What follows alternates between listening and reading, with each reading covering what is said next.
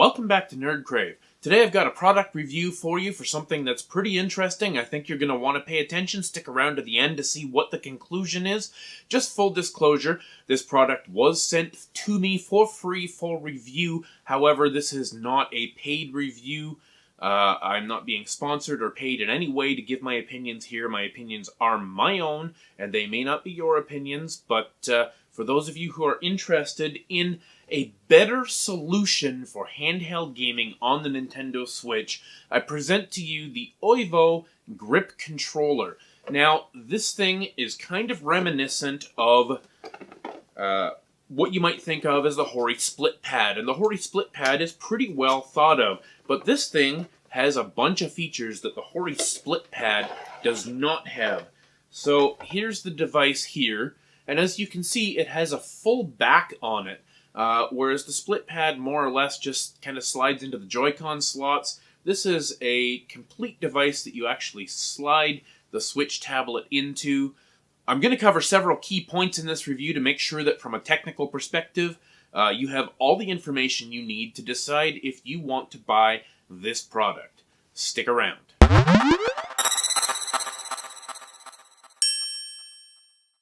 So I want to run over some of the key features of this controller, and the first thing that you notice immediately when you look at this unit is that it is a complete one-piece affair. It does not use the Joy-Con slots in the same way that the Joy-Cons do.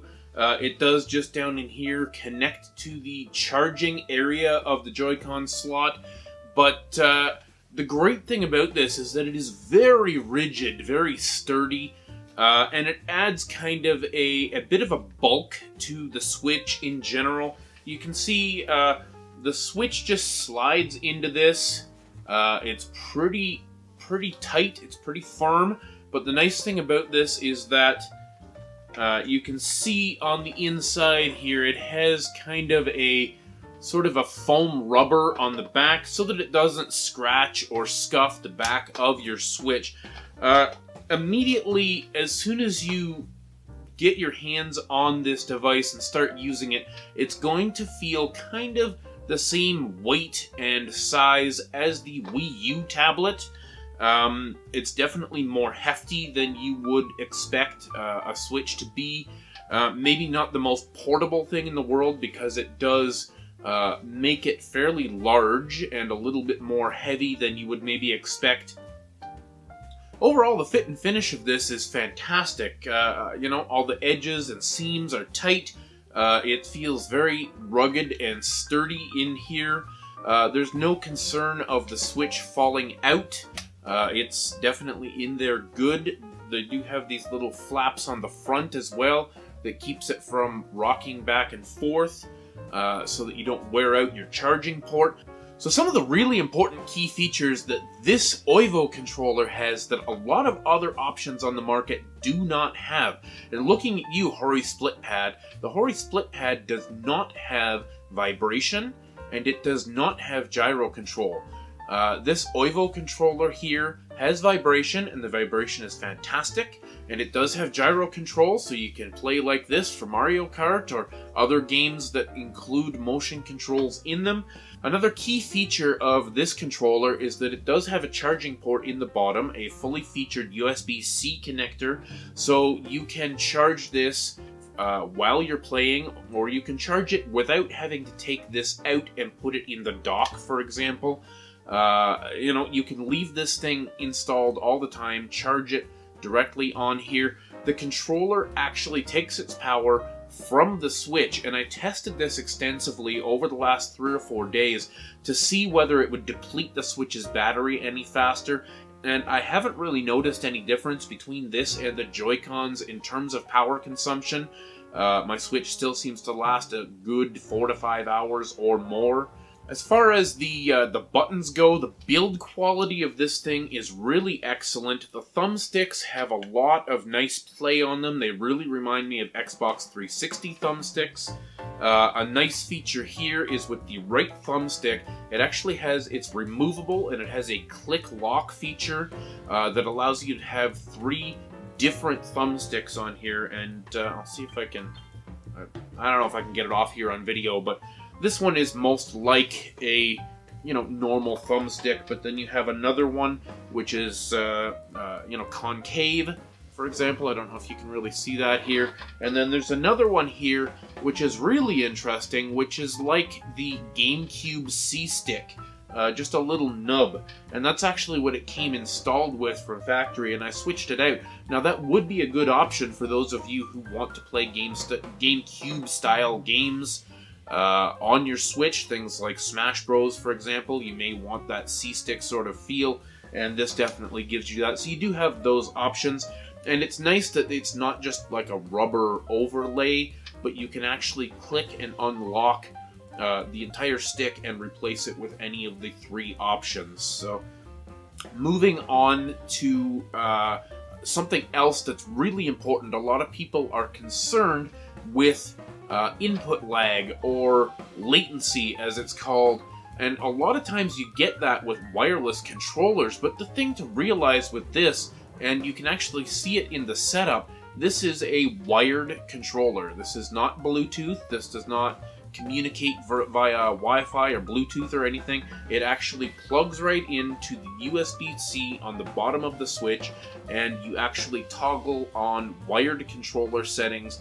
in the Switch, so there is virtually no latency that I can detect, and I've actually captured some footage of me playing several games that I will show you.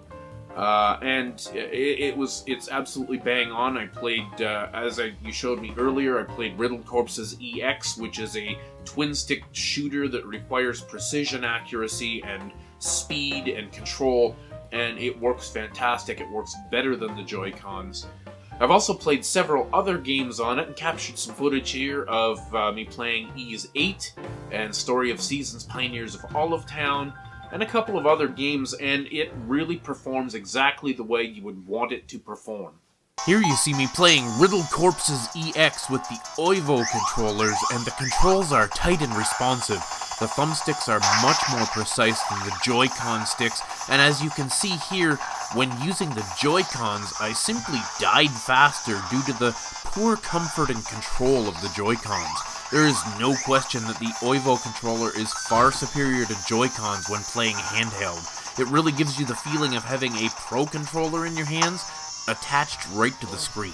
So just to summarize, guys, if you have been struggling with things like Joy-Con drift, or finding a solution for handheld that really gives you the full-featured experience that you want to have on your Nintendo Switch, things like vibration, things like motion controls, things like comfort and ergonomics, this controller is pretty comfortable.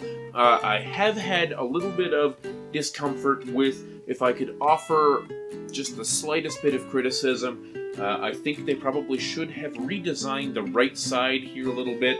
The right thumbstick, for someone with large hands, as you can see, it's not really in the most comfortable position. I tend to have to kind of spread my hand out a little bit to get on to that thumbstick for games that really require a lot of right thumbstick, camera control, or twin stick shooters, for example, like Riddled Corpses, but that is a really small problem. It is very comfortable. It is much better than the Joy-Cons, don't get me wrong. Overall, I would give this a pretty high rating. This is on my Switch to stay. When I'm playing handheld, this is the device that I will be using until someday when somebody makes something better, which it can't really get much better than this, guys. For the price, I mean, these are selling for around $50, $55 Canadian, so whatever that works out to in the States, probably 40-ish. You really can't go wrong. The buttons feel great. They're, the face buttons are just the right level of resistance and clickiness. The D-pad actually has a nice level of resistance to it, so you really, not exactly feedback, but, it feels, it's not mushy. There's so many D-pads these days. Even the D-pad on my Hori Pro controller is pretty mushy. This one's got a nice level of resistance and springiness to it that I really like. The thumbsticks have the right level of resistance on them. Overall, I highly rate this product. I simply haven't found a better option out there. You know, between the different Pro controllers and things like that I've had my hands on, and obviously Joy-Cons, which are really the worst possible compromise in terms of, you know, keeping things small and portable. If you are at home a lot and you're going to be playing this consistently in handheld at home, this is absolutely the way to go. The best $50-ish that you could possibly spend on your Switch. I can't recommend this highly enough. So anyways, guys, let me know what you think. I will leave a link down to this product in the description. Both a link to the Amazon listing for this product and to the company's website. Go check them out, say hello. They have a whole bunch of different products available, not just for the Switch, but things like charging docks for controllers for Xbox and PlayStation 5 and things like that. Pretty interesting company. I think they're really up and coming in the accessories industry, and it's somebody to watch for. So get your hands on one of these and let me know what you think. Thanks for subscribing. Thanks for watching. Stay classy.